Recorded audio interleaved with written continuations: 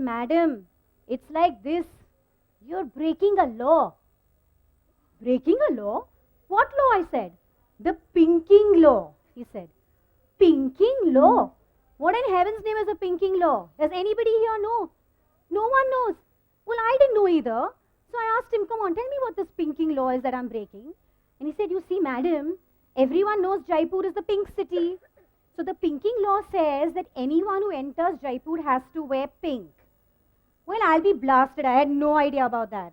And there I was dressed in blue jeans and a blue t-shirt, which didn't help my case at all. So then I pulled open everything out of my suitcase. I found a pink blouse and I put that on. And I even found a pair of pink shoes, but don't tell anyone I own those. And I put those on, but I did not have a pair of pink jeans. And that is really where I draw the line. So I begged him. I said, I only have a pair of blue jeans. And how many people do you know who own pink jeans?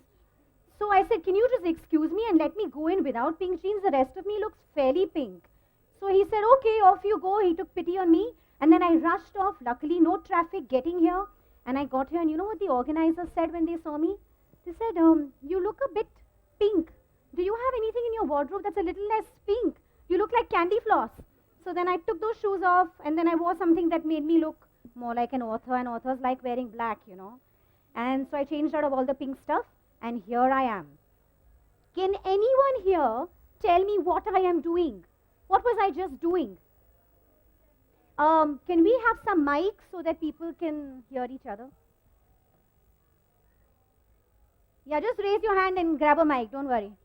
Story is working. Storytelling. Yes, I'm telling you a story. Super. The fun thing I want to tell you is every time you come up with an intelligent answer to my questions, I'm going to be giving out these cool bookmarks. See, she's holding some of them. You know why they're cool? They're not cool because I say they're cool. They're cool because they have this little golden section. Niyati, can you show us this? See, they have this little golden section. It's a scratch area. And if you scratch it, there's a message under it. And different bookmarks have different messages. So it is pretty cool, okay? So try to pay attention, ask me questions, give me an answer, whatever, and get yourself a bookmark before you leave. So yes, I'm here to tell a story. I'm telling you a story. Why was I telling you this story? Does anyone know? Yes, because stories are a great way to grab people's attention. You know, no matter how young or how old you are, everyone loves a good story. So if you have a little brother or sister at home and you tell them a story, do you see how their eyes shine when they're listening to you? And the same thing happens when you have grandparents at home and they're telling you their stories, right? So everyone loves a good story. Stories are a great way to get people's attention and to get them to start listening to what you're saying. Why else was I telling you a story? Anyone knows? Because it's interesting, true. Why else? Connectivity. Stories are a great way to connect. Why else? Yes, but something to do with me because I'm an author, right? So I tell stories for a living and I make up stories all the time. Yes. So that you can connect with the audience. And Yes, and I can tell you a little bit about what I do every single day, which is tell stories. And so that you can, so the audience understands what you actually do. Yes, perfect, exactly. So today is very special because I'm here to talk about this book. The name is a little difficult to pronounce if you haven't already read it. So it's called Visha Was a Writer, yes. And it's wordplay because the girl's name is Visha. She's 10 years old. How many of you are 10 here? A few of you, great. So she's 10 years old and her name is Visha Was a Writer. But if she says her name again and again, it sounds like Wish I Was a Writer. So it's basically a book about people who wish they were writers or who love reading. And it's about how you can become a writer too. And it's how she goes on this crazy adventure with a little bookworm who's hanging off the W there. And she takes many rides on this magical train called the Thought Express. Yes. Do you know what the Thought Express is? What does that mean? New hand, yes. Yeah, it takes you to the idea bazaar. It takes you to places where there are ideas. Yeah. Why is it called a Thought Express, but? Because for a story you need good thoughts. And That's you need true, because you good ride on your ideas. own thoughts, right? You use your thoughts to take you to new places. So Visha gets transported by her own thoughts. And this story is about, well, whether or not she becomes a writer, and I'm not going to tell you what happens at the end for those of you who haven't read it, right? So I'm going to read my favorite bits out of the book, and I'm going to ask some questions along the way. And like I said, there are these cool bookmarks. It makes sense to try and get one before you go. So pay attention. If I'm throwing a question out, definitely try and answer. The other thing is all of you who looked young enough were given these little bookworms? Because the bookworm, yeah. See, can I just take that for a second? So these bookworms that you have with you, okay, so make a mental note of the color of the scarf that the bookworm is wearing. Because when I throw a question out, I might say I want only the blue bookworm to answer. So if you have a red bookworm and you put your hand up, then you look kind of silly, right? So don't put your hand up if you have a red bookworm. Okay? First thing I want to say though is, why did I write a book about a girl who wants to write? Because When you were young? yes, because I wanted to be a writer since I was little. I think from the time I was about 10 years old, I pretty much decided that I was going to grow up and be a writer. And because, like what she said, because you wanted to be a writer and something like you were putting yourself in the. I was Visha kind of and telling Visha's my shoes. story, right? So I decided, why not? I write a story about a girl who's 10 years old and wishes more than anything else in the world to be a writer. And you know, when I started writing about her, something very magical happened. Do you know what it is that happened that was so magical? Story automatically got woven. Oh, stories actually never automatically get woven. The weaver is very important. Tell me.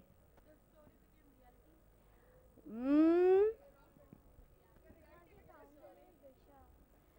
Yeah, actually, the name was the first thing that came to me. But I'll tell you what happened. When I started writing about Visha, the magical thing that happened was that I became a writer too.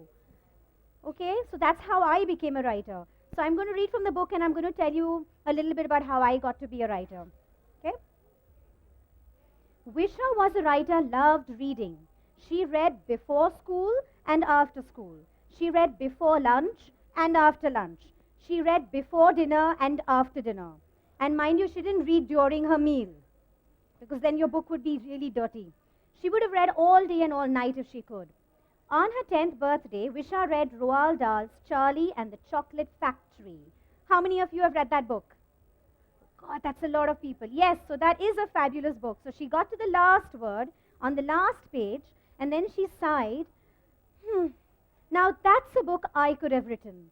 Why don't you? Said a green little worm, popping his head out of page number 64. Who are you? Asked Visha. Why, a bookworm. Who else? So why don't you? Why don't I what? Said Visha. Write a book, said the bookworm. I wish I was a writer, sighed Visha. Well, you are Visha was a writer, said the bookworm. So it's very clear early on that our bookworm is a clever fellow, right? Because Visha didn't realize how important her name was to her destiny. How many of you want to be writers? And how many of you like reading? That goes without saying if you're here, right? Yeah, and you have to read to be a writer. One goes with the other. You can't have one without the other. Have you met any writers who hate reading? Not yet, I hope not, huh? Yeah. So now this is the part where I'm going to start asking questions, okay?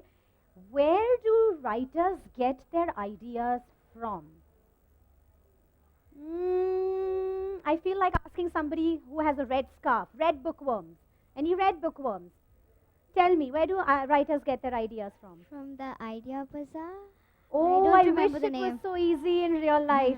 So in my Oh, book, they get ideas. Oh, in a real book. in the real world, where do writers get their ideas from? They get ideas from people they see, from things From people that they are meet? happening around Yes, them. yes. Where else do they get? Are you a red bookworm too? Okay, I believe you. Don't worry. Ma'am, personal experience. Personal experience. Yeah, if you have substantial personal experiences, yes, that helps. Yes. Other people's books. From reading other people's books, as long as you just don't flick those ideas and make those your own, right? That's not happening. What else? Anyone else? Sorry? Communicating with other people, interacting with other people. Yes, anyone else? Go ahead, go ahead.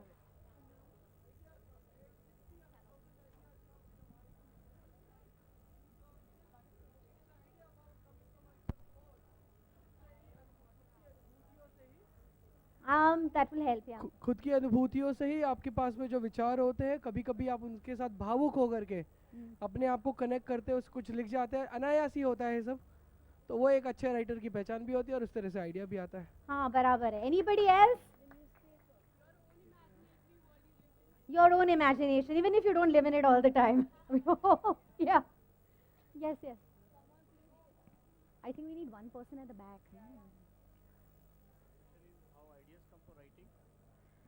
हम अपने इर्द गिर्द हम अपने इर्द गिर्द बहुत सारी चीज़ें देखते हैं, महसूस करते हैं और कई बार उसकी प्रतिक्रिया के रूप में भी बहुत कुछ हम लिख जाते हैं.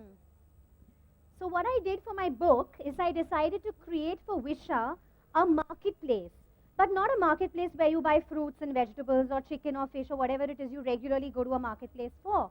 It was a marketplace of ideas. I think I was secretly wishing it would be so easy in real life, and all I could do is go shopping to this marketplace of ideas and pick up a winning idea for my book, exactly. But for Visha, I decided to put her on the Thought Express, and she takes a ride to the marketplace of ideas, where ideas are real things that you can pick up. And she has the bookworm with her for company. Okay, so I'm going to read from here. Looking for ideas? Asked a scrawny young fellow in a loose brown coat. Big ones, small ones. I specialize in small ones. Visha stared at him in disbelief, and then all around her, the marketplace was a complete mess. She did not think there was a clear idea to be found here. And I think here the marketplace is like your mind, you know. Sometimes your mind is a mess and there are too many ideas rushing about in there, but not a single one that seems clear enough to make a story with. New ideas for old, cried a woman, dragging a bag full of polishing rags behind her. I repair old ideas. I shine old ideas. I recycle old ideas. Nothing is so old it cannot be made new. Pickup vans filled with ideas blared their horns. A garbage collection truck trundled along. Don't litter the roads with your tired old ideas. Deposit them here, it said. A handcart stacked with cages of ideas tried to make an uncertain path through all the pell-mell. It tipped over, the cages skittering across the pavement, and one cage door flying open. Out staggered a baby idea, squawking like a chicken before flapping its wings and taking flight. A red-haired man jumped off the handcart, holding his head and running behind the baby idea. My idea, he cried. It's escaped me. How many of you have had that feeling that you almost had an idea and it escaped you? Had that, right? Yeah, that's the baby idea getting away from you. So, yes, that's what it is. So can you tell me, all of you clever bookworms, what is the single most important tool that a writer needs to write? The thing without which you can't do anything. I feel like asking a yellow bookworm. Any yellows? No yellows? Yellow? Go ahead. That helps. But nowadays writers do without even that. Tell me what is essential. Your imagination. Where is it? Yeah, it keeps slipping off the oddest thing. It's like one of those alien headgear things, yeah. Yes, it is your imagination. Do you think grown-ups are allowed to get a bookmark if they ask and they answer intelligently? No, they're saying no. So the single most important tool is your imagination. And the challenge in this book, which was all about writing, was how to talk imaginatively, stay with me, about imagination. So I decided that when Visha goes off to the marketplace of ideas, she finds herself a little red balloon. And it's little because it's deflated. It's not even been blown up. But it's not an ordinary balloon. It's an imagination balloon. And what she does, she needs to inflate it with things out of her imagination. Okay? And at this point in the book where I'm reading from, Visha, like most of us, hasn't used her imagination much recently. So she's having trouble inflating the balloon and she just can't figure out how to get things from her imagination into that balloon. Visha put the balloon to her lips and started blowing. At first, nothing happened. Then something clattered inside the balloon. An orange bicycle. Where did that come from? From inside me, wondered Visha. Next came the clinking sound of a bunch of metal keys. Visha could see them through the skin of the balloon. Then, nothing. She blew till she was blue in the face, but the balloon wouldn't get any bigger. Your imagination isn't throwing up too much. Observe the bookworm.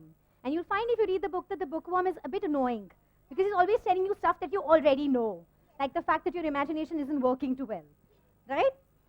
So that's where Visha is now. And she's wondering, what do I do with this balloon and how do I actually inflate it? Which brings me to my next question, which, are there any green bookworms who are feeling left out? Okay, so let's ask a green bookworm. What is solitude? Can anyone tell me? What is the word solitude? Do we have a marker here? Okay, I'll just write it out.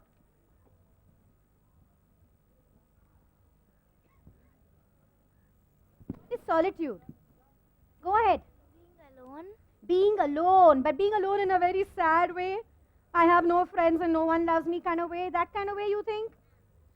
Being alone in a way that you're actually feeling okay. You're No, feeling okay with being Not alone. too happy, not too sad. You're just fine. Not too happy, not too sad. You're deciding you want to be alone. Why does a writer need to be alone? Why does a writer need his solitude? There's Solo plus attitude. solo plus attitude. Yeah, it's the attitude of going solo. Well put. Why does an author need to have some solitude? At least some. Which bookworms haven't had a chance? Blue? Purple. Poor purples. Any purples in the audience? Okay, there. Go ahead. You don't know. Anyone knows why any purple bookworm knows why a writer needs solitude? Think for the story. To think for the story. Why can't you think in a big public gathering with lots of people making noise There all are 10 around? ideas running through your mind all at the same time. Then your mind is like that marketplace. Your mind is getting diverted to 1,000 different directions. Right. So in order to think peacefully, You need you need solitude. Anybody else have any ideas? That's great. That's exactly what I was looking for. Go ahead. It's very noisy if you're not alone. Yes, and why is that a problem? You can't settle your mind. You can't settle your mind. Anybody else? To concentrate. Yes, yes. Because you know what? An idea in your head has to make a very long journey from being an idea in your head to being a word upon the page to actually getting published and being read by lots of people. So to make that journey, you have to start out alone and be clear that what you have is a good idea. And then try to wrestle with that idea and fight with that idea from time to time and put that idea down on the page. And that is why your solitude is very important as a writer. You need to have a little time every day when you are alone, because it's when you're alone that your best ideas come to you. And so the bookworm tells Visha something of the same sort. The bookworm handed Visha a sheet of black paper with a white door drawn in it. It said, "Solitude only, others keep out." Visha turned the sheet of paper over. It had the door drawn on both sides, the doorknob sticking out of the page like a walnut. She closed her fingers around the knob and opened the door. Inside it was dark and silent, except for the sound of Visha's thoughts, wishing and whooshing through the air like paper rockets. Do you know paper rockets make a sound? They do, right? Do your thoughts make that sound?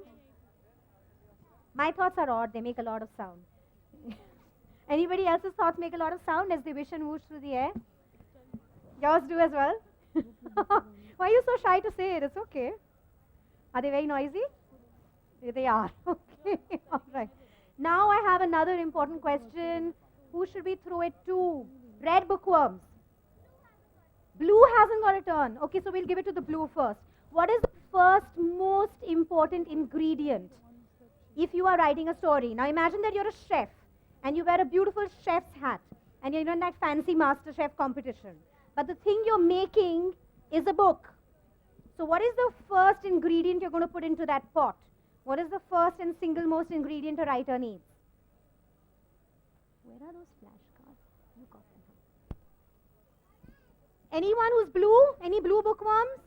You're a blue bookworm? Okay, tell me. Imagination. Imagination is a tool, but imagination you'll use throughout. But if I had to say there were only 4 main ingredients to any story, and I told you to give me the first main one. Once upon a time, ta-dam. Can you tell me?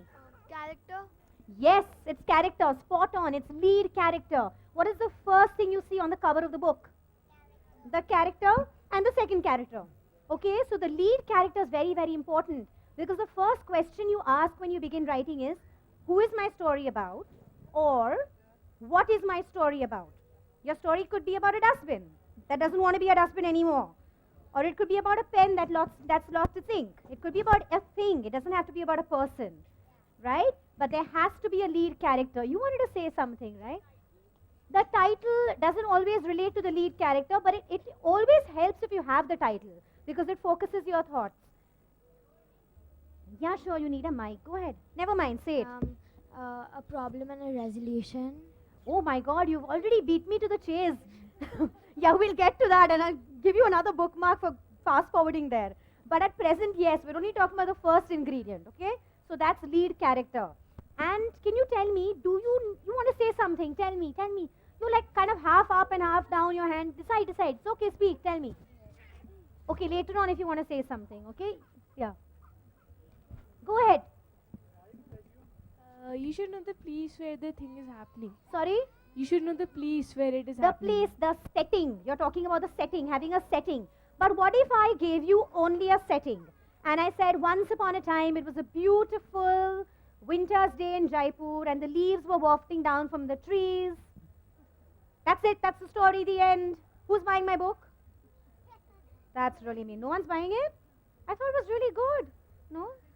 So that's what. You need the setting, but then you want to know who's standing there in Jaipur, right? Who are we going to be told a story about? But if I said, there in Jaipur where the leaves were wafting down from the trees, there was this girl who wandered in for the Visha Was a Writer seminar, okay? And I give you her name and I tell you she was wearing a blue poncho, then you want to know a little bit more about her, right? So that's why lead character becomes so important. I have another question, but does your lead character have to be a hero or a superhero? No. Can be an ordinary person. You're all sure about that? Oh God, you guys are very savvy. You know everything already. So in the case of Visha, she goes to Mr. Frugal's thrift shop. Now look at the words. Does anybody know what frugal means? I'm going to ask a yellow bookworm to answer. Does anybody know what frugal means? And there's another word that's similar, thrift. Does anybody know what these words mean? No yellow bookworms? What about are you yellow? Go ahead. Kanjus. Okay, very good, correct. And thrift? Huh? You want your bookmark. She needs a bookmark. We believe you. Okay. None of us are adults here. We believe you. So anyway, so she goes to Mr. Frugal's thrift shop because she's a pretty broke writer.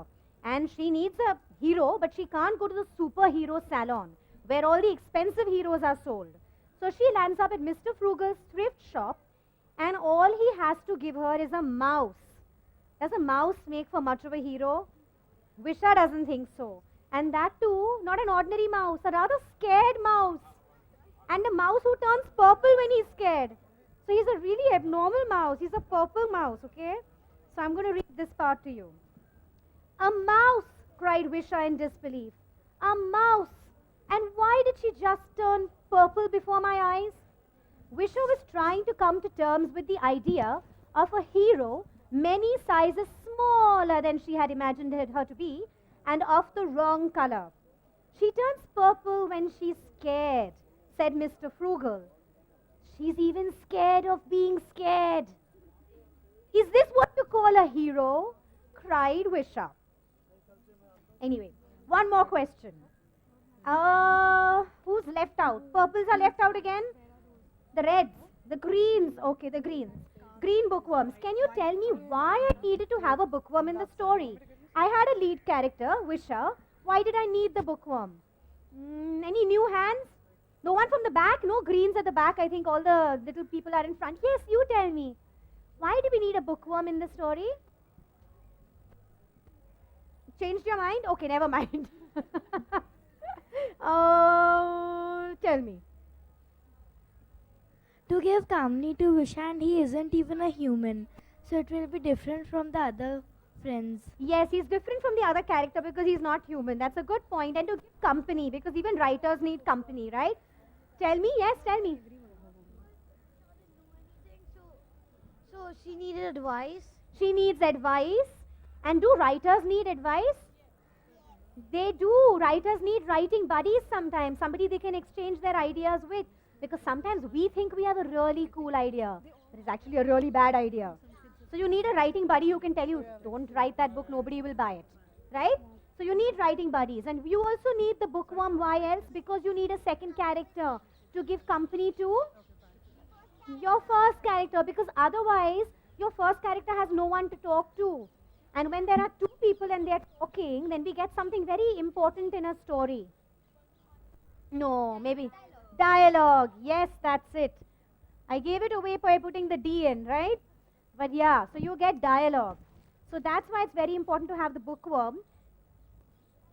And one more reason, as she said, company and advice.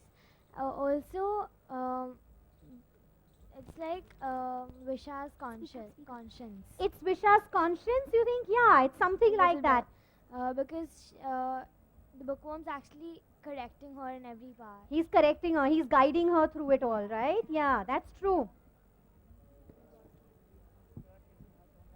Are there any kids who don't have these bookworms? Because then they're really left out. Forget the purples and the blues, they don't even have a bookworm. Are there any kids like that? Oh my god. Yeah, please do, please do. If you can move them in front, that'll be good. Anyway, so at this point, the bookworm is helping Visha out, okay? When Visha stepped out of her solitude room, the bookworm was waiting outside. Ah, so you have the beginning of a story, Visha, he said, stepping back to look at her from top to bottom. That's an interesting pattern. What's this? Visha asked, looking down at the dress she was wearing. It's your story, you tell me, said the bookworm. This is my story, asked Visha, running the fabric of her dress between her fingers. It is a little lacking in style, said the bookworm, circling Visha and looking at her dress from all sides. It doesn't fall well. It hangs loose over your shoulders. The hem drags upon the floor. The belt needs some tightening, but it will take shape in the end. Visha was a writer, said the bookworm. Meet scissors of style. The scissors bowed. Visha bowed back. Very polite lot. Now if you turn to the mirror, I'll show you what style can do, the scissors said. So remember how I told you that I didn't want to be seen wearing pink jeans? Well, there are some people who wear pink jeans and they really look good in pink jeans. So I decided that pink jeans were not my style. So even as a writer, you have to make a decision about what kind of writing style is yours and what kind of writing style isn't. So I'm going to throw the question out and all kinds of bookworms can answer. Can you give me an idea of the kind of styles of books out there? Even the grown-ups who are not bookworms can answer. Ma'am, mathematics and science. No, the different styles of writing, fiction. Yeah, different kinds of fiction. Ma'am, children's fiction. Yes, but what kinds of children's fiction? Yes, go ahead. Can you shout it out without the mic also? Go ahead. No? Yeah. Mysteries and adventures. Very good. What else? Some other ideas. Science fiction. Great. Yes, go ahead. Realistic fiction. Yes. Comedy. Funny stories. Yes, tell me. Drama. Drama. Yes, of course. Sorry. Fantasy. Yes. Personification is a device, but it is not a style. Okay? I'll talk to you a little bit later about personification. Give me a style. Poetry is okay, also a style. You decide whether I'm going to write in poetry style or I'm going to write in prose. Very good, tell me. Maybe a book with more illustrations and Okay, so a writing, but picture lot book, of- a picture book. Yeah. Hypothetical. All books are, sort of, right? All fiction is. Tell me. Mythology, yes. Sorry? Horror. Horror, yes, that's fun. Yes. Fables, yes. Epistolary style of novel. Epistolary style, who knows what that means? Letter writing. What is an epistolary style? Anybody can tell me? It is in the form of letters and It's it is in the form of serialized. letters, yeah. That's true. Huh? Fairy tales, yes, tell me. Thrillers, yes, sure. Science fiction thrillers also, yes? Hilarious books. Books that make you laugh. Super. Romantic books. Yes. Blogs. Okay. Yeah. Suspense. What's going to happen next?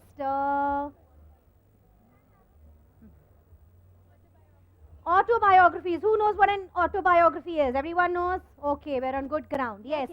Ma'am, detective fiction. Detective, the who done it. Who killed this person? Yes. Picaresque. Who knows what that is? Why don't you tell us? Traveling. When you're yes. Hilarious books. Hilarious books. He said that. Yes. Funny books. Yes.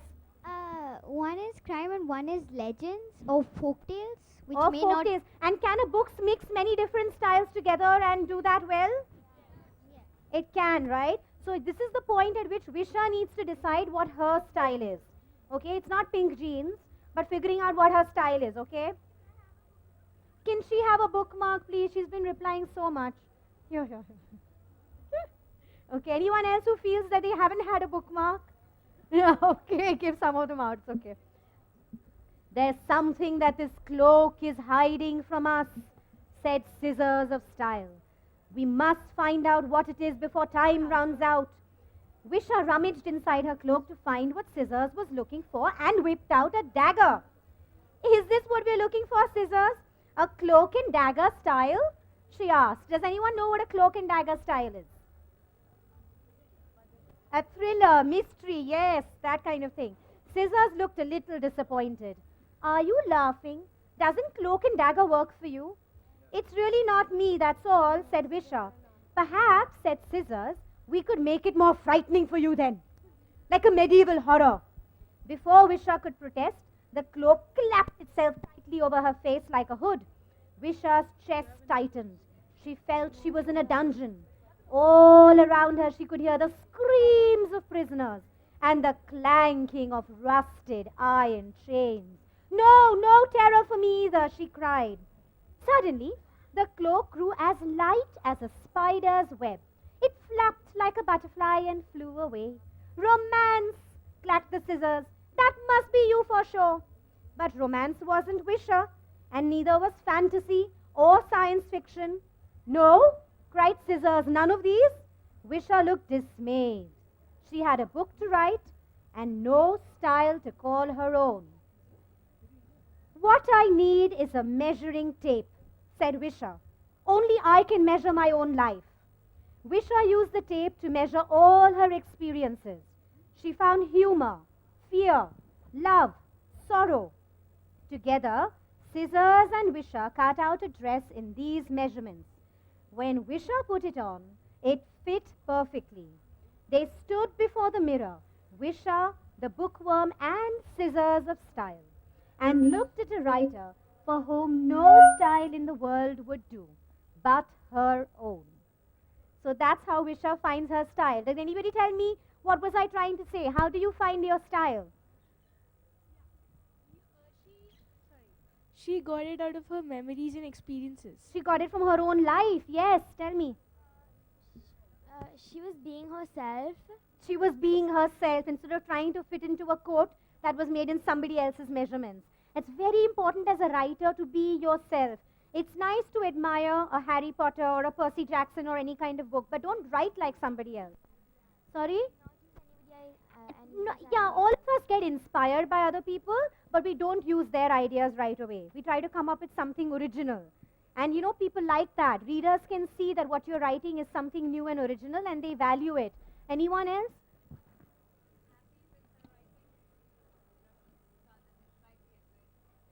Yeah, she was comfortable in her own skin. She was comfortable being herself, pink jeans or not.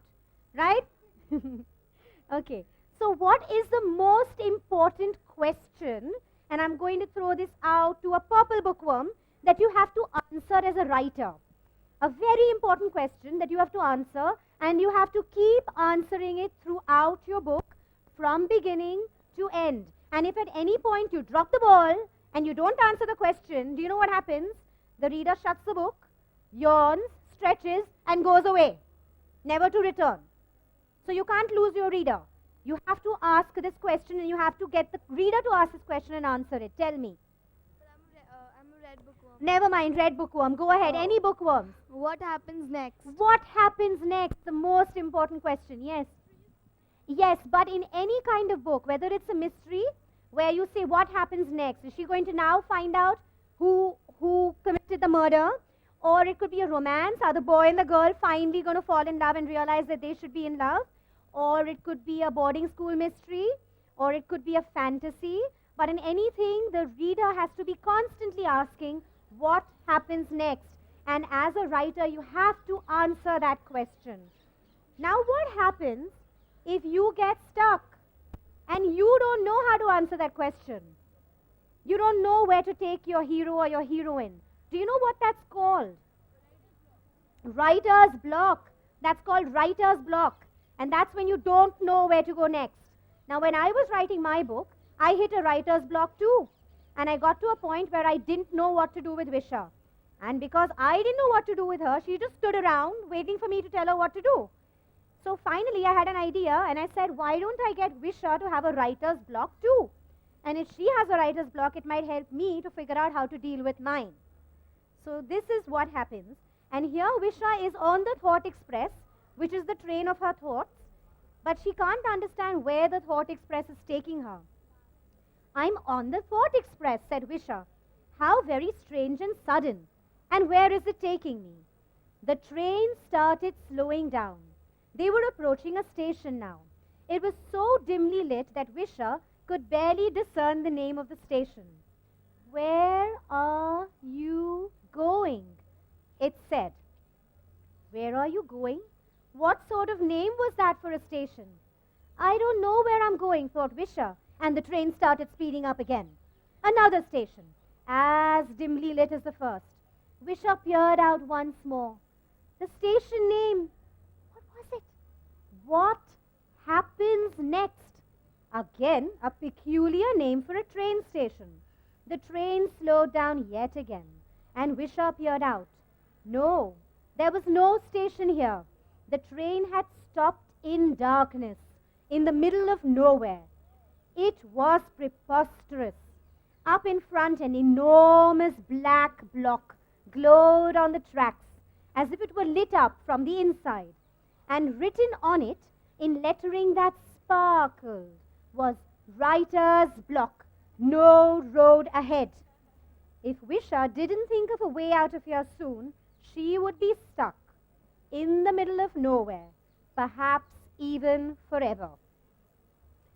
So now, as a writer, I had to learn how to use my imagination, and I hadn't used it since I was a child. I'd had many years when my imagination went on a nice long vacation, so I had to get back to learning how to use it.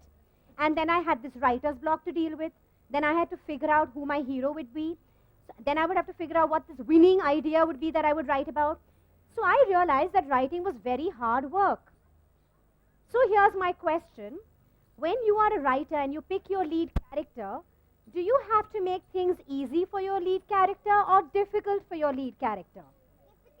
Difficult. Everyone agrees on that. Anyone who wants to be kind to their lead characters? No one? You're thinking? So see, if you're kind to your lead character, then you won't be able to write such a good story, because when you're cruel to your lead character, when you make your lead character work hard to get what he wants, that's when the story emerges.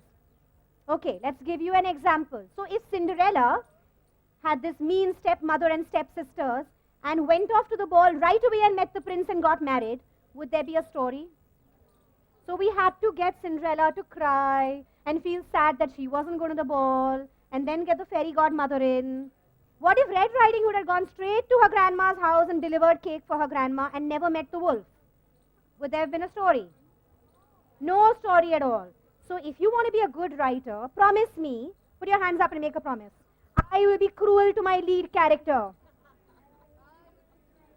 Yes, yes, say it. I will make my lead character work hard. What is it that the lead character is working hard to get? Because that is the second most important ingredient of your story. What is it that the lead character wants to get? What is it called, that ingredient?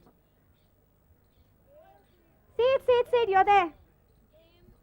Aim or objective, yes. There. Yes, or your destination if you're on the Thought Express. This is the objective. Every lead character has an objective. What is Visha's objective? It's very clear. Are you confused? Do you think maybe Visha wants to go off and join the army?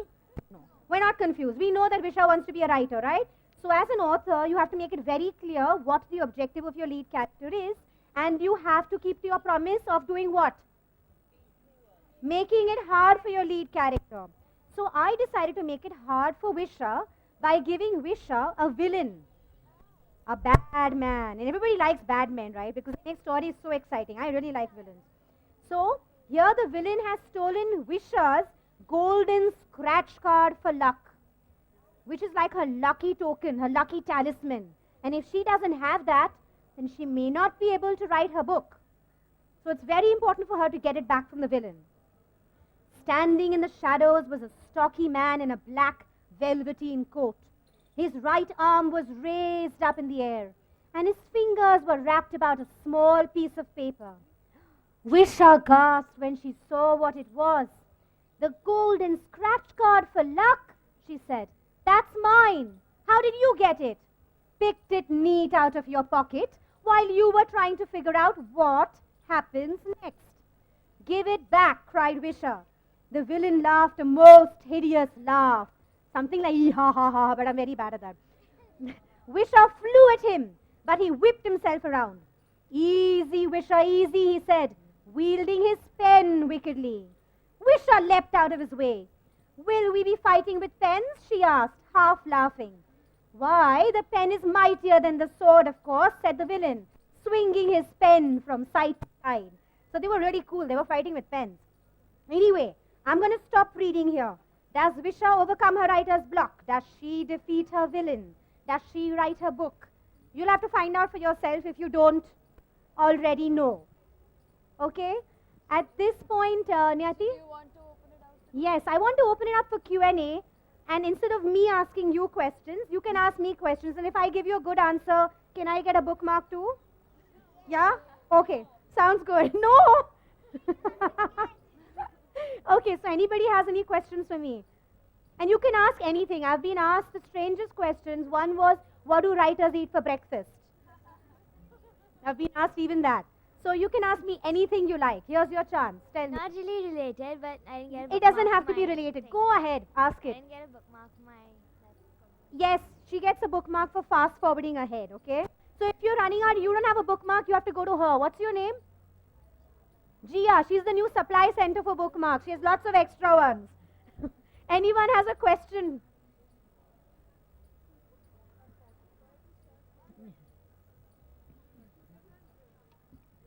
The other really important question that you got to answer, the writer, is will it sell? Is what? Will it sell?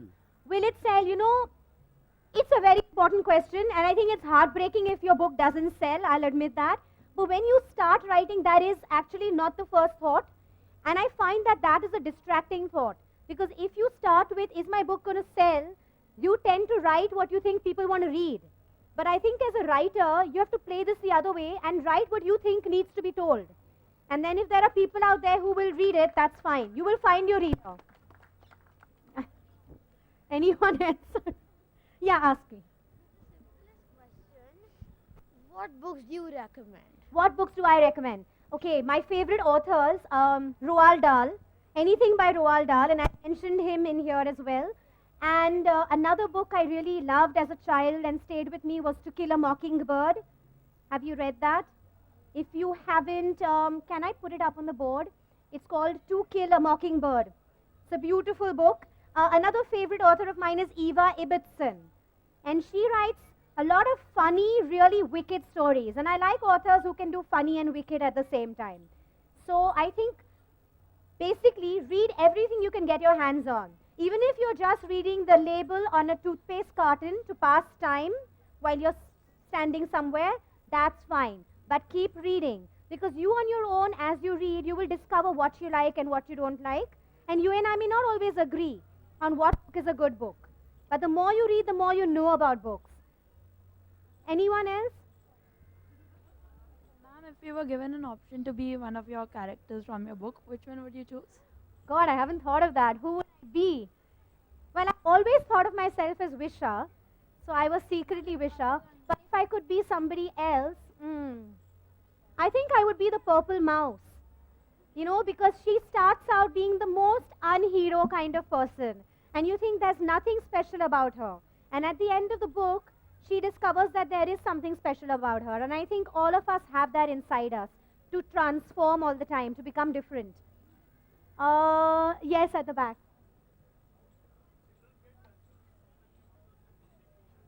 Yes. How to choose a good author for the kids? Yeah. Elders can. Kids do not have any platform. You're asking how do we decide what books?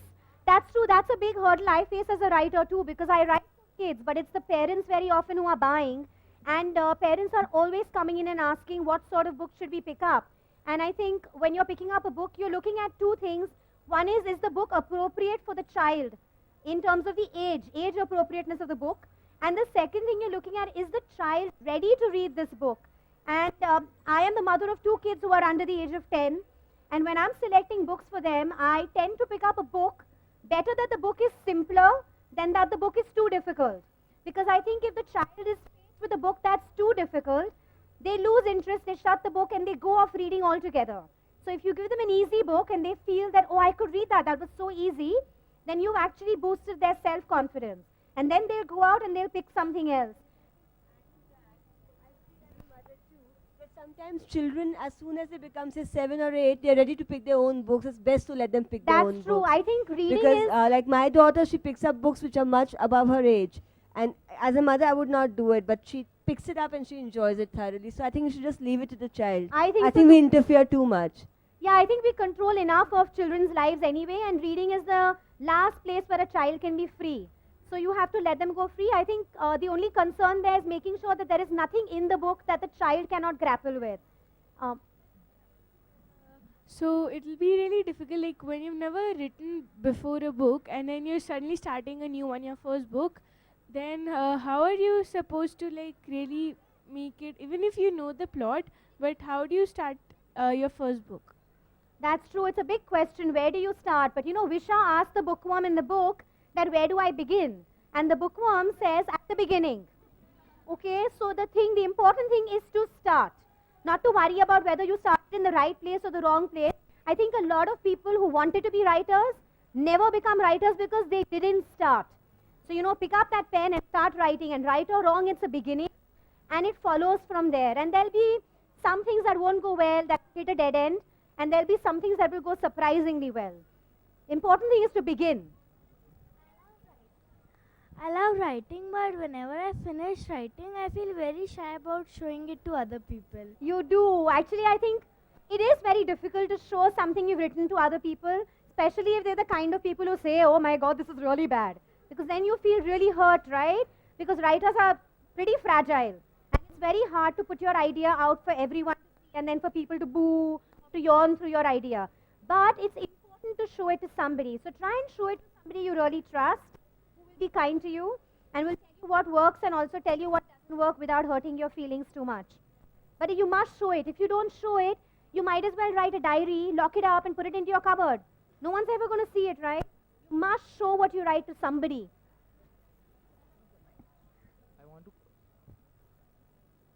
I want to ask you a question. I want to ask you a question. Sure. When you're writing your first book, you have other things to do, like you have your class. Like I want to write a book, but I just do not get the time to write a book. How do you make that time? You know what? I have found it doesn't work for everyone, but I found over time that what worked for me was to fix an hour in the day, which was only writing time. And there were a lot of days when that hour, which for me is 10:30 in the morning to 11:30 in the morning, was spent just staring at the computer or at the piece of paper and writing nothing. But that's fine, because it takes you a lot of days when you're just sitting there for that hour, even getting yourself into that writing mood. And that's part of the process, you know. But I think that when you set an hour, it gives you the discipline, and it also tells other people around you that for this 1 hour, he's going to be a writer, and we have to leave him alone. So create a quiet space for yourself and create a time that is set apart for writing. And as you start writing, you'll find that 1 hour is not enough. And then that hour will expand into the rest of your day. I think this next question is going to be our last question because we're running out of time. So take a pick, Payal. Oh God. Okay, go ahead.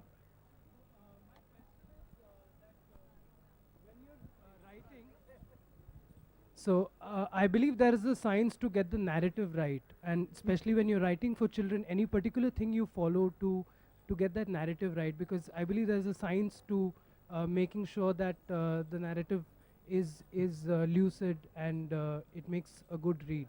Any particular thing See, that I you think follow? the basic, if you look at any story in a very basic way, and there will be variations on this, every story has at least one main character who you either love or you hate. But it has a main character who your reader is interested in for some reason. Your character has to have an objective, and that objective is very important to the character's well-being. It's not the character wants to go out and have an ice cream. That's not that important unless it's the last ice cream in the world. But if it is the last ice cream in the world, then as a reader you want to know, does he get the ice cream or not? So basically the lead character, the objective, a complication, so that your lead character is working through his problem, and then a solution. Because as a writer, you have to provide the resolution of the complication. So those four essential ingredients, and then variations of those usually work.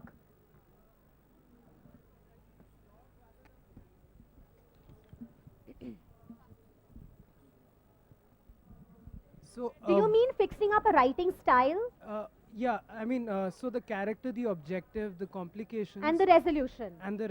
That makes your plot. That Okay, would make the then- plot. But then how the my manner na- in which you tell it, that's what you're asking, the manner. Absolutely, the That I narrative. think, I don't actually start out writing saying, I'm going to write for a 12-year-old. Because honestly, I don't know what 12-year-olds read. Because different 12-year-olds have very different reading ranges. So what I do is I write in a style that I think fits the story I'm trying to tell. So for this particular story, which was meant to be like a fable, I told it in a particular style. And then I found that some kids who were 15 loved it and read it, and there were kids who were 7 who read it. So it finds its audience. I don't think you kind of premeditate that and go in. Thank you so much. Okay. It's really nice to see that a lot of you still have questions. Payal is I going am to be... still at the author signing area, so if you have a question, come there and I'll answer. Yeah, and she's also going to be at another session this evening. So please be there for her I session. am at the round table, which is some debate about children and how they imagine, which is at 5 in the evening, but that's at Narayan Nivas, because it's part of the Jaipur bookmark. So if you want, you can even catch up with me there. I'm there for half an hour from 5 to 5:30, and now I think I'm at the author signing area. So any questions, bring them there. So can we all say thank you to Payal and not come up to her right now here? Also, I'd like to thank everybody here for being here, especially you guys for making it so special. Can we please hear it for Payal? Thank you. And I request you not to crowd around her here. So we'll escort her to the author signing area and you can all meet her there and speak to her. Thank you so much, Especially since Payal. most of the kids are taller than me. So then I get very scared if all of you crowd around me, so I'm going to the author signing area and you come there. Also, we'd just like to say... What? A card. Okay, hold on, 1 second. Thank you so much. I need that.